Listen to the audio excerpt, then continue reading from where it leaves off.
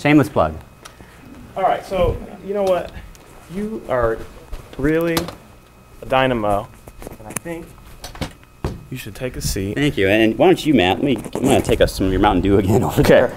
Let me get that for you. Let me put this in your pocket here. Okay. Let me give you this. All right. This is the magic. You know there's a lot of math behind this? It's like a wizard thing. Which button do I like press? Wizard, huh? This one right here. All right, fantastic. All right. So let's see, what are we doing today in class? Oh, we have a quadratic function again.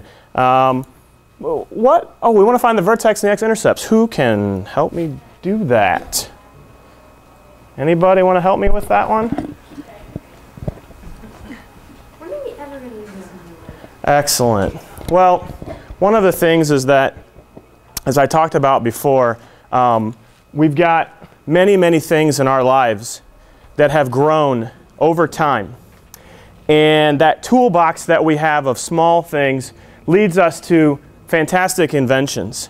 And one of the things that I try to talk to my students about is that at this point, when they were born, so I teach high school students, when they were born, this device was not in everybody's pocket. And if it was, it did one thing. It made a phone call. In their lifetime, it can now take a picture, videotape as what's happening back here. It can, as we were driving over here to Springfield from Champaign, had we done this in 1993 when most of my kids were born in the early 90s, we'd have had to get a map. Maybe we looked it up on the internet, but the internet wasn't really there at that point in terms of helping us with that. So I go to the gas station and I get my big map of the state of Illinois and I find it, and then I probably have to call the hotel and say, can you give me directions? And so we're pulling into Springfield, and I said, wait, what hotel are we staying at? Because I didn't know, because Joe took care of that for us. And he said, oh, well, here, I have the address. So I typed the address in my phone, and it told me where to go. There's so much mathematics behind the inventions that have occurred just in our kids' lifetimes. There's no way we can know what we're going to prepare them for.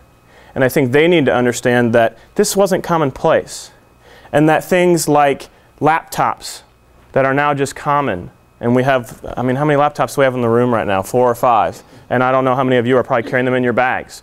Okay? To think that we could move from little punch cards to be able to do, for some of you old timers out there, right, that had to do that and you had stacks and stacks and stacks of them, to today, my phone right here is more powerful than the computers that we had 20 years ago. So we don't know what we're preparing kids for. And so but they have to really kind of think about that. And so something like Facebook, which is up there, they have seen some of them have probably gone out and seen the movie about Facebook. The guy who created this idea of Facebook, maybe he didn't use mathematics, but he had to have somebody help him to create the code, to put all that together, so that something like, if Jenny and I are friends on Facebook, which we are, if she's friends with somebody and I'm friends with somebody, and I'm not friends with one of her friends, but then I find out, oh, she's friends with 10 people, then I realize, oh, I think I know that person. And so now I'm friends with them. But how did that happen? Well, all that comes up through Facebook, right?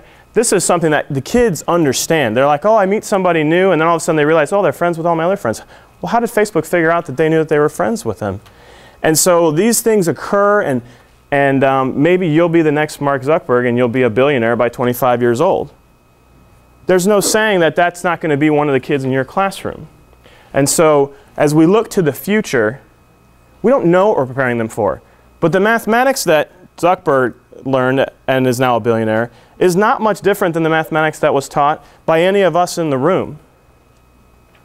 So he had the building blocks to prepare for that.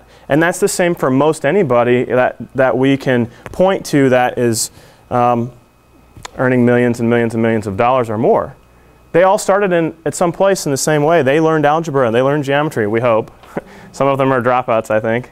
But it's the idea that we don't know what we're preparing students for, and they need to know that also, so that they can see that it is going to be important to prepare them for the future. Yeah.